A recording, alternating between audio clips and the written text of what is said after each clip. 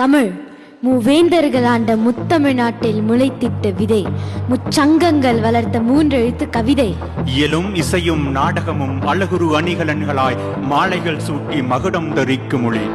வாழ்வியலும் வற்றாத விருந்தோம்பலும் கலைப்பெருக்கும் கவிப்பெருக்கும் மேவிய மேன்மை மொழி. யுகங்கள் 1000 ஆகினும் ஆரவாரமாய் ஆட்பறிக்கும் அழகியல் கொண்ட ஆதிமொழி. தெவிட்டாத தேனமுதாய் சுவைக்கும் செம்மொழி. பனையோலை முதல் டிஜிட்டல் திரை வரை பயணம் செய்தும் மங்காது மிளிரும் மகத்தான மொழி எம்மொழி, தமிழ் மொழி. எனக்கொரு ஐயம். விண்கலம் படைத்தோம், விண்ணை பிளந்து அண்ட வான்வெளியில் வேற்றுகிரகம் தேடி பயணித்தோம். பறக்கும் விமானம் படைத்தோம், நீந்தும் கப்பல் நீலக்கடலில் மிதப்பது கண்டோம். சூரியன் உமிழும் தீப்பிழம்பிலிருந்து மின்சக்தி எடுத்தோம். செய்ய இயலாததை செயற்கை நுண்ணறிவு கொண்டு செய்வித்தோம். கருவில் வளரும் உயிருக்கு அறுவை சிகிச்சை செய்யும் அறிவியல் புரட்சி செய்தோம். அறிவியல் கற்க ஆங்கிலம் துணை இருக்கும் வேளையில் என் தலைமுறைக்கு அள்ளித்தர அருந்தமிழம் என்ன இருக்கிறது? நான் ஏன் தமிழ் கற்க வேண்டும்? பதில் சொல்லுங்கள். அணுவை பிளக்கும் ஆற்றல் அறிவியல் இருக்கலாம், அண்ட வான்வெளியை அளக்கும் ஆற்றல் இருக்கலாம். கண்டங்கள் கடந்தும் கருத்து பரிமாற்றத்திற்கு ஆங்கிலம் இருக்கலாம், ஆயிரம் மொழிகள் இருக்கலாம்.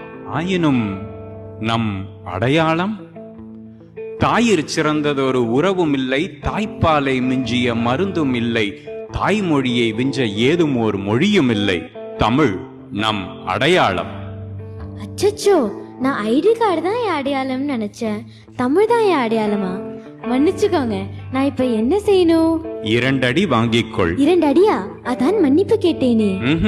வள்ளுவனிடம் சென்று 2 அடி வாங்கிக்கொள். வலிக்குமா?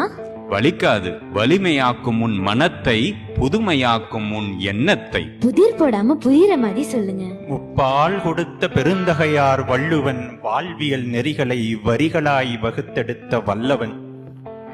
அறம் பொருள் இன்பம் என்னும் முப்பெரும் பிரிவுகள் மூழ்கி முத்தெடுக்க 1330 திருக்குறள்.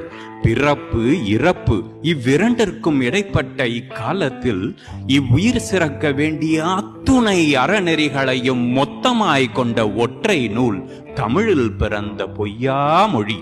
ஓ, இத்தனை சிறப்புகளா திருக்குறளில்? வேற என்ன நினைச்ச? மனனம் செய்தால் மதிப்பெண் கிடைக்கும் என்பதே என் எண்ணம்.